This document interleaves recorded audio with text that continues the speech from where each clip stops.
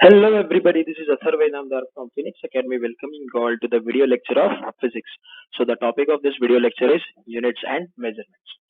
So आप लोगों को सवाल आया रहेगा कि सर ने तो दो टॉपिक पहले से ही ले चुके हैं, एक तो लॉज ऑफ मोशन है एंड देन प्रोजेक्टाइल मोशन है, तो नया टॉपिक क्यों वही टॉपिक क्यों नहीं कंटिन्यू किए? Yes, there is a reason. वो जो दो टॉपिक थे उनके एडवांसमेंट में जाने के लिए आपको यूनिट्स एंड मेजरमेंट्स का नॉलेज रहना बहुत जरूरी है। Units and measurement is the basic chapter of the physics. If you want to know the physics in detail, आपको ये chapter जानना बहुत बहुत बहुत जरूरी है. So for that purpose, I have kept one session of this units and measurements. So हम लोग पहले इसको समझ लेते हैं, अच्छे से जान लेते हैं क्या है units and measurement, and after that we'll proceed in the advancement of the other chapters. Okay, वो तो सिर्फ एक basic lecture मैंने आपके लिए cover करके रखा था. So जैसे हम लोग next lecture उसके जाएंगे, तो वो basic फंडे आपके दिमाग में रहेंगे, as well as अभी इसके भी फंडे ये lecture के बाद आपके दिमाग में रहेंगे. So before starting to the lecture, मैं आपको एक वीडियो दिखाना चाहता हूँ. The video will show you the impact of units and measurements on the world, कि दुनिया पे कैसे इसका इम्पैक्ट है, and without them we can not do anything. So let's start.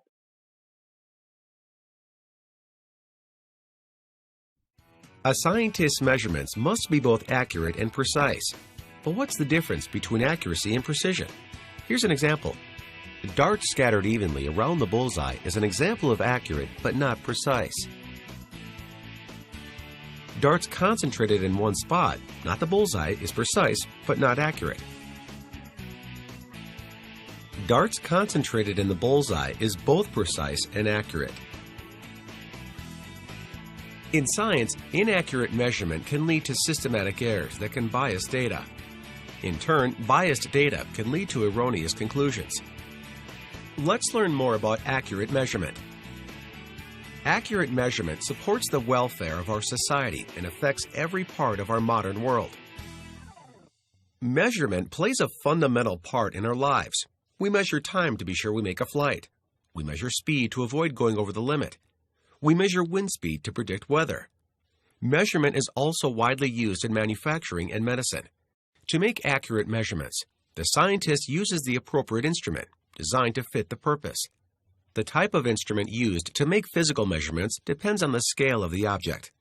For example, to measure a piece of wood, a tape measure is suitable.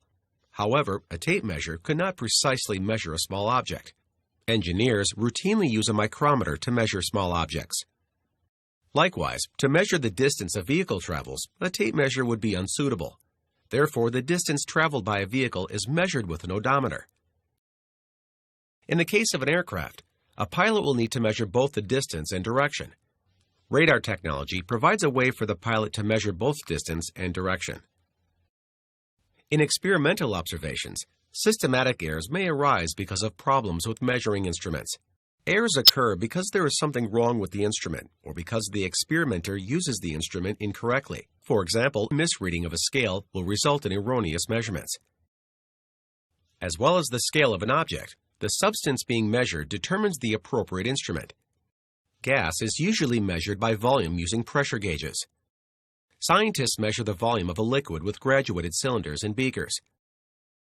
The volume of relatively simple solids can be calculated from linear measurements.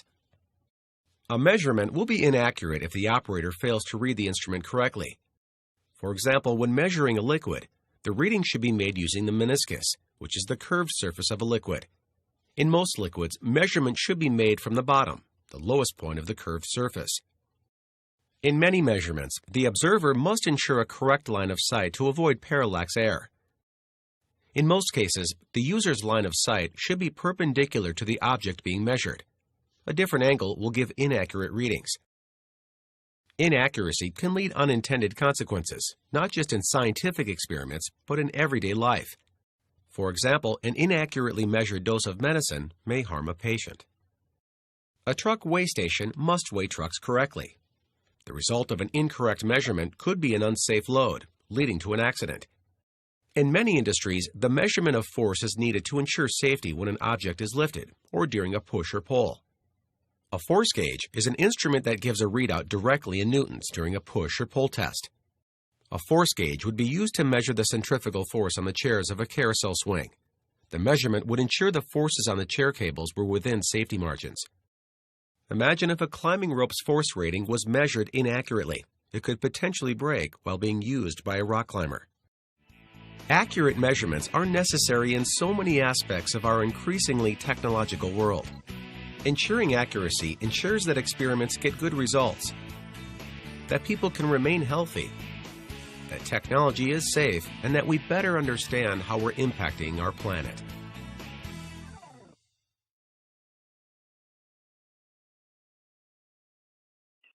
Yes, I hope सबको थोड़ा idea आया होगा कि how the units and measurements are affecting the world. So, with this video, I'll welcome you all to the world of physics.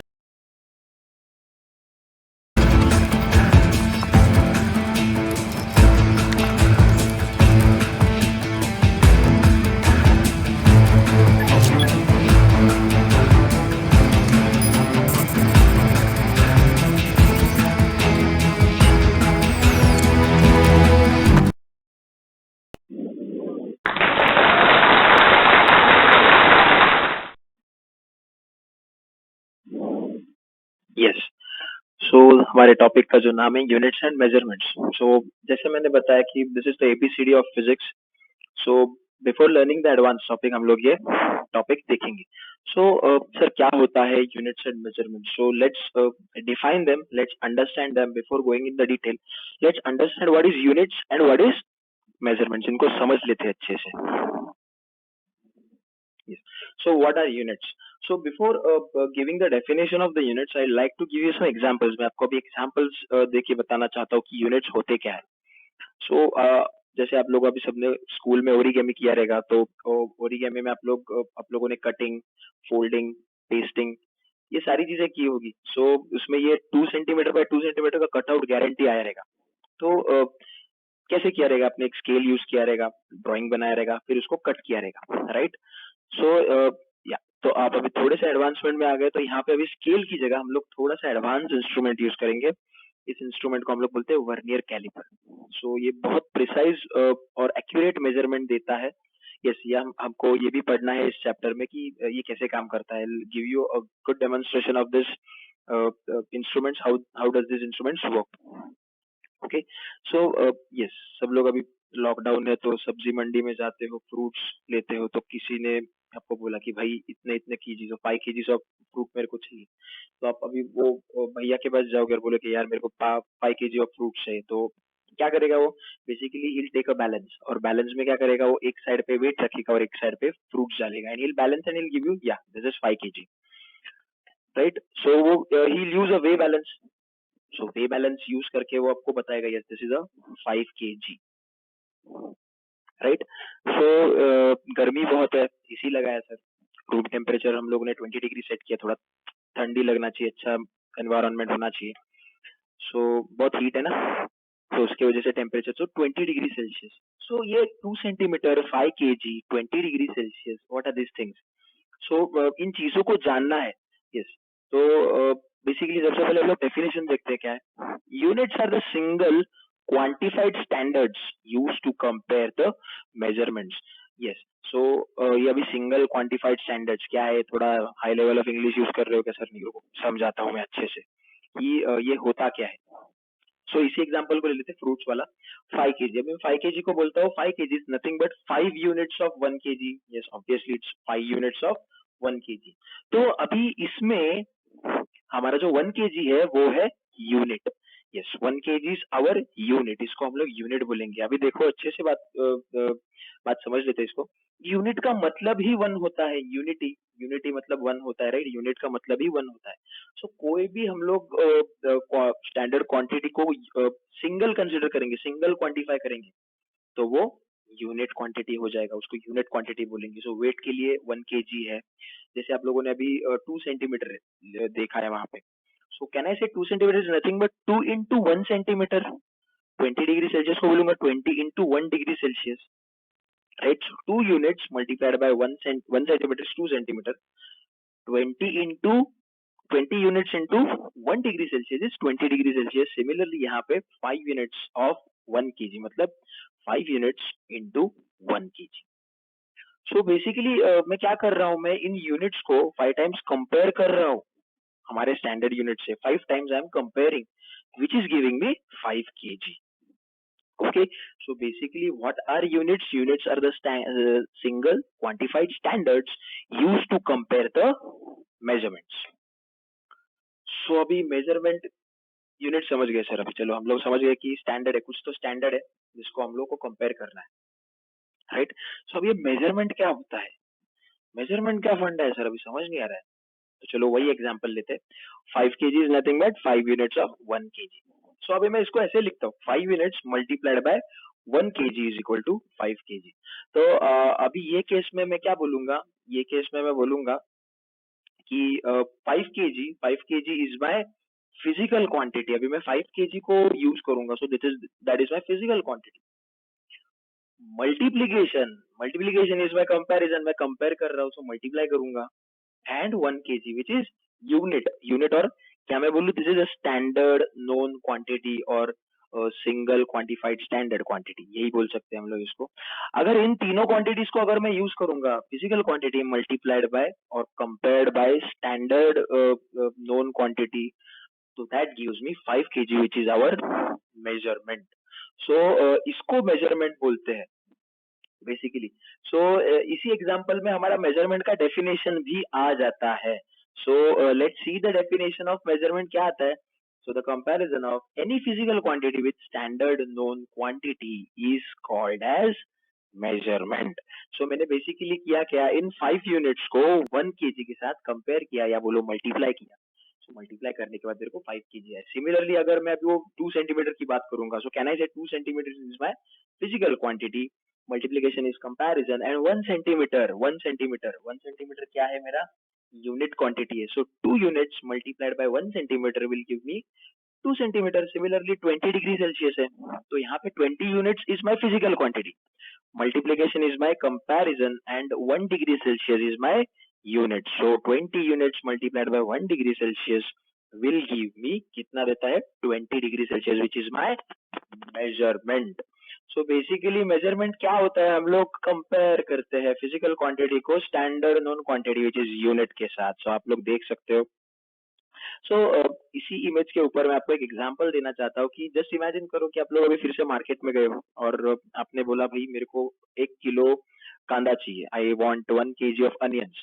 सो वो बंदा क्या करेगा, he'll remove his weigh balance, जिसको हम लोग तराजू बोलते हैं, एंड उस तरह वे बैलेंस के ऊपर वो एक साइड पे 1 kg का वेट रखेगा which is a known quantity, right, standard known quantity. And दूसरे साइड पे वो आपके अनियंस रखते जाएगा which is a physical quantity we want to know. So can I say वो जब तक दोनों एक लेवल पे नहीं आते वो डालते ही जाएगा, अनियंस डालते ही जाएगा, एंड एक पॉइंट ऐसा आएगा कि दोनों बैलेंस हो जाएंगे। सो जब बैलेंस हो जाएंगे तो हमको पता चल जाएगा yes this physical quantity is the cluster of onion is 1 kg। So basically he is comparing उस 1 kg ऑफ ब्लॉक के साथ और अनियन के साथ। सिमिलरली आपको अगर मैंने बोला कि draw the rectangle of 2 centimetre by 4 centimetre, so आप क्या करोगे, आप स्केल लोगे, राइट, स्केल यूज करके ड्रॉ करोगे। So can I say you are using scale और you are using some reference, right. उस स्केल में रेफरेंस क्या है, 1 सेंटीमीटर, 2 सेंटीमीटर, 3 सेंटीमीटर, ये सारे रेफरेंसेस है। तो आप इन रेफरेंसेस को कंपेयर कर रहे हो, रेफरेंस मतलब ही यूनिट, स्टैंडर्ड नोन यूनिट, सो इनको ही आप कंपेयर करके लाइन बना रहे हो, राइट। सो आपको 2 सेंटीमीटर कितना है ये कौन बता रहा है, स्केल ही बता रहा है। 4 सेंटीमीटर कितना है ये कौन बता रहा है, स्केल बता रहा है। सो फिर से आप फिजिकल क्वांटिटी और स्टैंडर्ड नोन क्वांटिटी को कंपेयर कर रहे हो। 2 सेंटीमीटर मतलब कितना, 2 यूनिट ऑफ 1 सेंटीमीटर। 4 सेंटीमीटर मतलब कितना, 4 यूनिट्स ऑफ 1 सेंटीमीटर। सो आप स्केल पे 4 नंबर तक ही लाइन बनाते हो, 0 से लेके 4 सेंटीमीटर ड्रॉ करना है तो, एंड 2 सेंटीमीटर ड्रॉ करना है तो 0 से लेके 2 नंबर तक लाइन बनाते हो। So this is how the measurement is defined as. So it is what the comparison of any physical quantity with standard known quantity is called as measurement. चलो sir अभी मेजरमेंट समझ लिया, तो आगे देखते हैं। Yes, why there is a need of measurement? Sir जरूरत क्या है मेजरमेंट की, जरूरत समझते हैं। सो अभी आपके सामने आप सब लोग देख सकते हो, this is Statue of Liberty. Yes, Statue of Liberty बहुत हाइटेड है। यस, और ये इंडिया में, this is called as Statue of Unity. मुझे कोई बता सकता है कि स्टैच्यू ऑफ लिबर्टी ऊंचा है या स्टैच्यू ऑफ यूनिटी ऊंचा है? विच is the tallest statue in the world? So basically अगर कोई बोलता रहेगा कि स्टैच्यू ऑफ लिबर्टी ऊंचा है और कुछ लोग बोलते रहेंगे कि स्टैच्यू ऑफ यूनिटी ऊंचा है, सो यस, जो स्टैच्यू ऑफ लिबर्टी ऊंचा है बोल रहे हो, they all are wrong. The Statue of Liberty is having a height of 93 meters. 93 meters की हाइट है, while Statue of Unity is having a height of 182 meters. Approximately it's double of Statue of Liberty, right? So sir ये पता कैसे चला अभी हम लोग को कि सबसे ऊंचा कौन है? Yes, of course due to the measurement. Measurement से ही पता चला ना. So here 93 meters. अभी सर फिर से आते हैं, meter is the unit, right? And 93 units multiplied by 1 meter is 93 meter, which is a measurement. And यहाँ पे भी स्टैच्यू ऑफ यूनिटी के लिए height is 182 meters. Meter is a unit. 182 units multiplied by 1 meter is 182 meters, which is a measurement. So with the help of these measurements हम लोग को यही पता चला कि सबसे टॉलेस्ट कौन है या कितना डिफरेंस है, बराबर है? सो हम लोग अप्रोक्सीमेट डिफरेंस भी निकाल सकते हैं कि इसमें हाइट में कितना डिफरेंस है. अगर आप 182 माइनस 93 करोगे, सो इसमें कितना डिफरेंस आएगा आप ये भी जान सकते हो, राइट? सो इससे आपको ये डिफरेंस मिल जाएगा. So this was the basic need of measurements. Yes. So coming to the other example, अभी मुझे बताओ, सब लोगों ने ये कॉमिक्स पढ़ा है, कार्टून सीरीज देखा, मूवी भी शायद देखा रहेगा. Please tell me who is the fastest man alive, Flash और सुपरमैन? कौन है? बहुत मुश्किल है ना बताना. कैसे बता पाओगे? कोई यूनिट है मेजर करने के लिए? Yes, the unit of measuring there motion is velocity. हम लोग वेलोसिटी देख के बता सकते हैं यार कौन फास्ट है, राइट? सो बेसिकली दोनों में से तो दोनों टक्कर के खिलाड़ी है, कुछ बोल नहीं सकते हम लोग. But yes, so the basic need of measurement क्या है? For comparing things. हमको चीजों को कंपेयर करना अच्छा लगता है. क्यों? Which is the best, right? और दिखाओ और दिखाओ और दिखाओ. So which is the best? So हमको कंपेयर करने के लिए मेजरमेंट्स जरूरी है. There is a need for measurements. For किसके लिए? कंपैरिजन के लिए. So let's move ahead. So world before measurement. सो जब मेजरमेंट थे नहीं तो दुनिया कैसे चलती थी? सो देखो, दुनिया दुनिया में मेजरमेंट्स नहीं था, फिर भी लोगों को दिमाग था. तो लोगों ने अपने बॉडी को यूज करना चालू किया. सो एंशिएंट मेजरिंग यूनिट्स क्या थे? देखो, लोग डिस्टेंस अपने फुट से, फुट स्टेप्स से डिनोट करते थे. सो कितने फुट है, राइट? हम लोगों ने सुना रहेगा ना, 5 foot, 6 foot, 6 foot, 7 foot. So this is nothing but a foot step. Arm length, और उसको क्यूबिट भी बोलते हैं कभी कभी. सो लोगों ने आर्म लेंथ और क्यूबिट के हिसाब से भी, अपने बॉडी पार्ट्स के हिसाब से भी मेजरमेंट लेना चालू किया. बाद में hand span, from your thumb to your last finger, index finger. So thumb से लेके आपके लास्ट स्मॉल फिंगर तक कितना डिस्टेंस है वो भी मेजर करते हैं हम लोग, जिसको हैंड स्पैन भी बोलते हैं हम लोग, राइट? सो बेसिकली इंसान ने अपने बॉडी को बहुत अच्छे से यूज किया था. सो कभी यार्ड नाम का भी डिस्टेंस का ये मेजरिंग यूनिट सुना रहेगा, how many yards. Yes. So yards is nothing but the distance from the central axis of the human body to the outer edge of the hand, उसको यार्ड बोलते हैं. फुट तो देखा ही है, हैंड का unit है क्यूबिट. हैंड से measurement करेंगे तो पूरा आर्म लेंथ से. और from hand to hand distance को हम लोग बोलते हैं फैथम, राइट? सो ये हो गया बड़े डिस्टेंस के लिए. अगर छोटा डिस्टेंस है तो क्या करना है? सो छोटे डिस्टेंस के लिए हम लोग we use the reference of fingers. तो उनको डिजिट या फिंगर विड्थ बोलते हैं. एंड मॉडरेट डिस्टेंस के लिए पाम, पाम बोलते हैं. और स्पैन तो है ही, राइट? थंब से स्मॉल फिंगर तक. सो इस तरीके से हम लोग हमारे बॉडी पार्ट्स को यूज करते थे when there was no measurement. तो सर अभी यस, इसका क्या फ्लॉज था? Why there was a flaw and why there was a need for development of measurement? So अभी मेरे को बताओ कि सारे ह्यूमन बॉडी, सारे लोग जो है, इनकी बॉडी सेम होगी क्या? नहीं. कुछ लोगों के हाथ बड़े होंगे, कुछ लोगों के छोटे होंगे, कुछ लोगों की फिंगर्स बड़ी होंगी, कुछ लोगों की छोटी होंगी, width wise, length wise, volume wise, जैसे भी बोलो, राइट? आर्म लेंथ बड़ी हो सकती है, फुटस्टेप बड़ा हो सकता है. So there was no standard, कोई कॉमन चीज ही नहीं थी, राइट? अगर इतने सारे आपको हम लोगों ने वेरिएशंस दिए तो आप तो पागल हो जाओगे करते करते यार.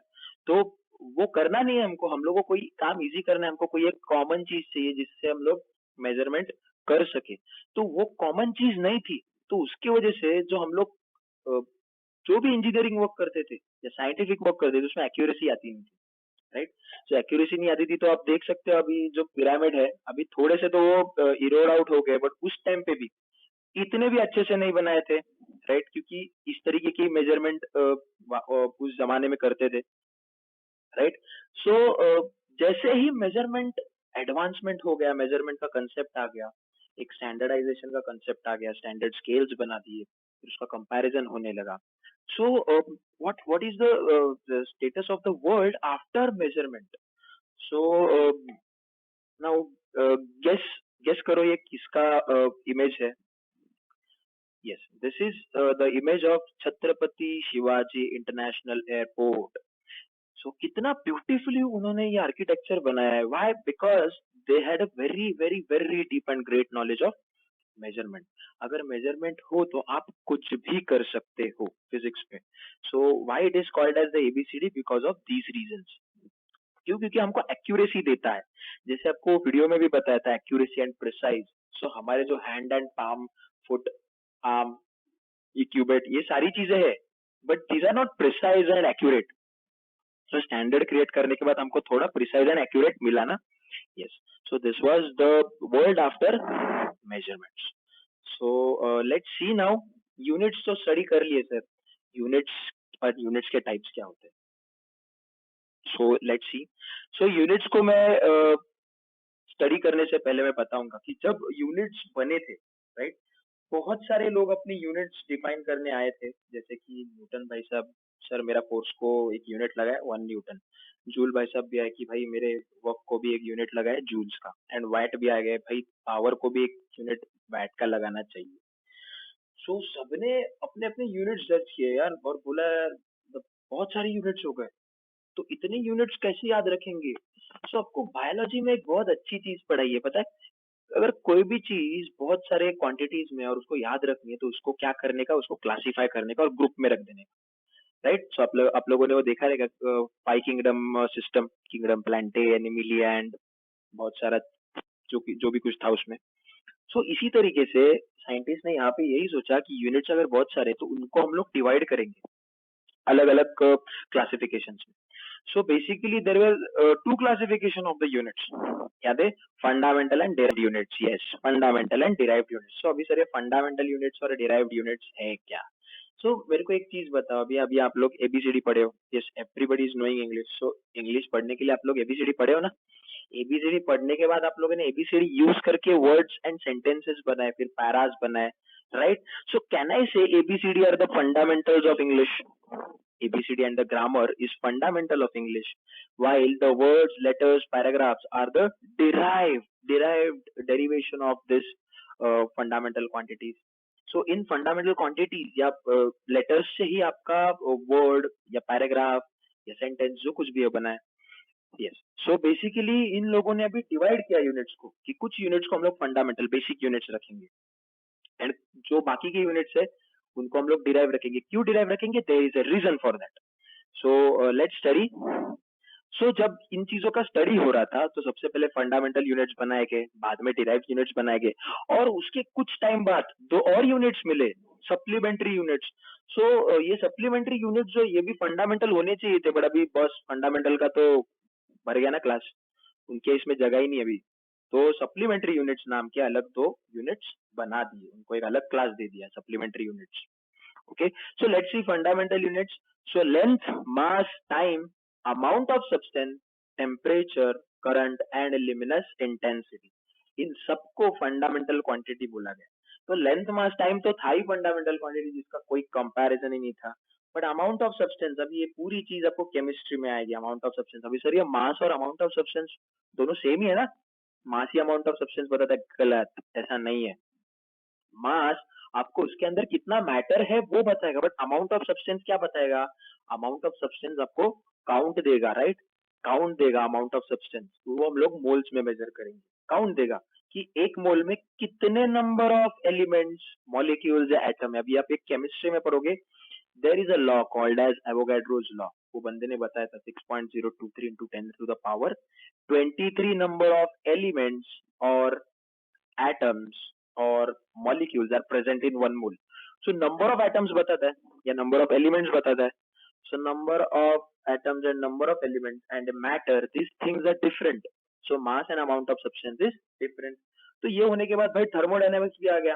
भाई हमारा एक यूनिट है अलग से टेम्परेचर, वो चाहिए ही चाहिए, बेसिक यूनिट है. तो टेम्परेचर को भी ऐड कर दिया. फिर बाद में मॉडर्न साइंस भी आ गया. मॉडर्न साइंस बोलता है अरे हम लोग के पास करंट भी है, करंट को भी डालो. एंड जैसे जैसे करंट आया, लाइट का डेवलपमेंट हो गया, तो ल्यूमिनस इंटेंसिटी भी आ गया. सो यहाँ पे this are the fundamental units: length, mass, time, amount of substance, temperature, current and luminous intensity. तो इनकी सबकी यूनिट्स है. लेंथ का यूनिट है मीटर्स, एम से डिनोट करते हैं.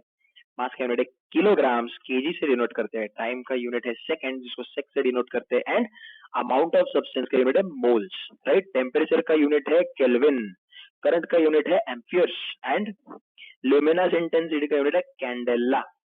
Okay, not candela, it's candela. So after going that supplementary units, अभी सप्लीमेंट्री यूनिट्स बाद में आए. तो एज आई सेड, दो सप्लीमेंट्री यूनिट्स थे, angle and solid angle. Okay, ये अभी हम लोग आगे के लेक्चर में देखने वाले कि ये एंगल और सॉलिड एंगल है क्या. Basically it's a very beautiful concept. Angle और सॉलिड एंगल है क्या? एंगल तो हमको सबको पता है, हम लोगों ने बचपन में स्टडी किया था. एंगल है क्या? मुझे सॉलिड एंगल क्या है सर? पढ़ेंगे, डोंट वरी, हम लोग अच्छे से सारी चीजें पढ़ेंगे. सो एंगल का यूनिट है रेडियन, जिसको हम लोग रेडियंस में मेजर करते हैं. सॉलिड एंगल्स का यूनिट है स्टार रेडियन, जिसको हम लोग स्टार रेडियन बोलेंगे. ओके, सो ये थे supplementary units. So these fundamental and supplementary units were combinedly formed as basic units. इनको basic units बोलते थे. अभी derived units क्या होते हैं? तो देखो मैंने कुछ examples लिखे. Velocity, force, momentum, acceleration and so on. सारे दूसरे units जो है वो fundamental units है. अभी उनकी units क्या दी है मैंने? Velocity का क्या है? Metre per second. Force का क्या है? न्यूटन. मोमेंटम का क्या है? KG metre per second. Acceleration का metre per second square. So can I say this derived units are combination of fundamental units. Sir कैसे होगा बताओ ना. सो वेलोसिटी क्या है रे? Velocity is nothing but displacement upon time. What is displacement? Length है ना, एंड टाइम है ना, फंडामेंटल यूनिट है. So it is metre per second. So fundamental unit length divided by fundamental unit time forms a derived unit velocity. So इस तरीके से हमारा velocity बना. फोर्स क्या है सर?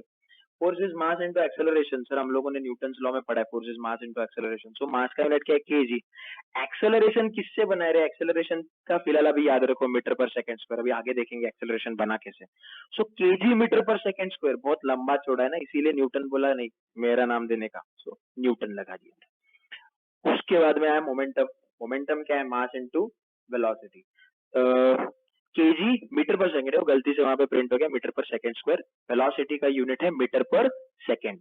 सो KG metre per second. So final में momentum का unit है KG metre per second. Acceleration क्या है? Rate of change of velocity per unit time. अभी वेलोसिटी का यूनिट बताओ? Metre per second. टाइम का यूनिट पर second, sorry only second. So metre per second divided by second, कहने से metre per second square. तो ये हो गया हमारा acceleration. So this is how acceleration is made. So can I say derived units are nothing but the combination of fundamental units. Fundamental units का combination होता ही है. Yes. So are we very clear with fundamental units, supplementary unit, derived units? Okay. So let's move ahead. Yes. System of units. So अभी हम लोग जान लेते system of units क्या है. So जब भी ये units बने नहीं थे, राइट. सो अलग अलग जगह पे अलग अलग अपने अपने नाम के यूनिट्स बने. भाई इंडिया बोला मैं मीटर, किलोग्राम और सेकंड को अपना स्टैंडर्ड यूनिट मानेगा, तो उसने अपना नाम दिया एमकेएस. बोला भाई मैं यही मानेगा, तो उसमें मेरे को वेलोसिटी आया मीटर पर सेकंड, एक्सेलरेशन आया metre per second square, force आया न्यूटन में मतलब KG metre per second square, and on आप लोग टेबल में देख सकते हो, राइट. उसके बाद में कोई और जगह से, मान लो चाइना से आया, बोला भाई मेरा यूनिट अलग है, तुम लोग का यूनिट रखो, मेरा यूनिट अलग है. मैंने तो लेंथ को सेंटीमीटर, मास को ग्राम में और टाइम को सेकंड्स में यूज किया है. सो मेरे यहाँ पे वेलोसिटी सेंटीमीटर पर सेकंड आता है, एक्सेलरेशन सेंटीमीटर पर सेकंड स्क्वायर में आता है, फोर्स आता है ग्राम सेंटीमीटर पर सेकंड, मतलब ये डायन्स में आता है. डायन राइट, न्यूटन डायन बन गया चाइना में जाके। सो अलग है इसका यूनिट। भाई इंग्लिश वाले कुछ अलग ही बोलते हैं। इंग्लिश वाले बोलते हैं कि भाई हम लोग का तो एकदम फंडा ही अलग है, हम लोग दुनिया से हटके। हम लोग टाइम को सेकंड्स में मेजर करेंगे, बट लेंथ को हम लोग फुट में मेजर करेंगे। मास को हम लोग पाउंड में या एलबीएस, जो भी बोलो, एलबीएस या स्लग में मेजर करेंगे, राइट। सो वेलोसिटी क्या हुआ, फुट पर सेकंड। एक्सेलरेशन हुआ फुट पर सेकंड स्क्वायर। फोर्स को मेजर किया पाउंड्स में, राइट। सो इसी तरीके से अलग अलग सिस्टम हुए। तो भाई एक साइंटिस्ट था जिसने एक बहुत अच्छा इन्वेंशन किया था, इंडिया में था, इंडियन साइंटिस्ट था, एंड उसको उसका वैलिडेशन करना था कि बस मैंने भी बहुत अच्छा डिस्कवरी किया, दुनिया को बताना था। तो दुनिया में जाके अभी बताने लगा, इंग्लैंड गया और इंग्लैंड में जाके लोगों को समझाने लगा, यार I have developed such kind of concept which creates a force of 500 Newton's and the vehicle can be running with the velocity of 2 meter per second and it can be accelerated with the acceleration of 5 meter per second square। यार उधर के scientist तो एकदम ऐसे लल्लू जैसे देखने लगे कि यार ये क्या बड़बड़ रहा है, न्यूटन क्या है, मीटर पर सेकंड क्या है, मीटर पर सेकंड स्क्वायर क्या है, क्या बड़बड़ रहा है, हम लोग को समझ में नहीं आ रहा है। So due to this miscommunication of units or system of units, there was not they were not able to communicate their scientific knowledge with each other. Scientists were not able to communicate the scientific knowledge with each other. So उसके वजह से अभी करने का क्या, बहुत बड़ा issue था। So for that purpose there was a body, right? Body called as CGPM, Conference Generale des Poids et Mesures। अब ये फ्रेंच लैंग्वेज है, बहुत ट्विस्टिंग लैंग्वेज है, आई नो दैट। इसको सिंपल इंग्लिश में बोलेंगे तो general conference on weight and measure. Okay, क्या है, ये एक इंटरनेशनल अथॉरिटी है, ये ऐसा यूनिट्स का देखती है। सो बेसिकली अभी जरूरत है कि बस कुछ तो एक कॉमन करना पड़ेगा, दो सबके अलग अलग सिस्टम है, हमको बहुत डिफिकल्ट हो रहा है नॉलेज का कंपैरिजन करने में, या नॉलेज किसी को देना है या हमारा शेयर करना है नॉलेज किसी को किसी के साथ, तो उसके लिए डिफिकल्टी पड़ रहा है। तो इस कॉन्फ्रेंस में, इस कॉन्फ्रेंस वाले अथॉरिटी ग्रुप ने, इन्होंने एक कॉमन सिस्टम बनाया और उसको नाम दिया एसआई यूनिट्स, राइट। सो इसको फ्रेंच में बोलते हैं सिस्टम इंटरनेशनले दे, ये फ्रेंच है, हम लोग बोलेंगे international system of units simple English में। सो ऑन 1960 उनका 11th कॉन्फ्रेंस, बहुत सारे कॉन्फ्रेंस चलते थे उनके। सो 11th कॉन्फ्रेंस में उन लोगों का 12 इयर्स का स्टडी बना के उन लोगों ने ये यूनिट्स को ऐसे सामने रख दिया, yes this are some international system, right. So इसको हम लोग ऐसा यूनिट्स बोलेंगे। So this were some basic fundamentals ऐसा यूनिट्स और उसके ऐसा यूनिट्स। सो वेट को हम लोग केजी में डिनोट किया, yes, so SI unit of mass, sorry, not weight, mass is kg, SI unit of length is meter, SI unit of time is second, SI unit of current is ampere, SI unit of temperature is Kelvin, SI unit of amount of substance is mole, and SI unit of luminous intensity is candela। so ये units है, ये world wide accept होने लगे और हर जगह पे ये common units बनने लगे। So due to this scientist were able to communicate with each other. बोला यार 500 एम्पियर्स ऑफ करंट है, तो यस वो उस सामने वाले साइंटिस्ट को भी पता था, यस 500 एम्पियर्स ऑफ करंट है। So this created this demolished the barrier between the knowledge barrier or the communication barrier of units between the two regions बोलेंगे हम लोग। सो इस तरीके से सिस्टम ऑफ यूनिट्स, ऐसा यूनिट्स बन गया। सिस्टम में इंटरनेशनल यूनिट जिसको बोलते हैं, इंटरनेशनल सिस्टम ऑफ यूनिट्स बोलते हैं। So this is how we have seen what is units and what are measurements, units के टाइप्स क्या होते हैं, एंड बेसिकली सारी चीजों का हम लोगों ने डेफिनेशन समझा, होता क्या है। Yes there is many more thing in the detail, हम लोग आगे भी पढ़ेंगे and will in next lecture will continue this chapter only. तो आगे हम लोग देखेंगे कि लेंथ कैसे मेजर करते हैं, मास कैसे मेजर करते हैं, टाइम कैसे मेजर करते हैं, उनके स्टैंडर्ड्स क्या है टाइम मेजर करने के लिए, मास मेजर करने के लिए। Okay, so this is how we'll stop today's lecture। I hope you have enjoyed the lecture। किसी को कोई भी डाउट है तो feel free to ask me and thank you।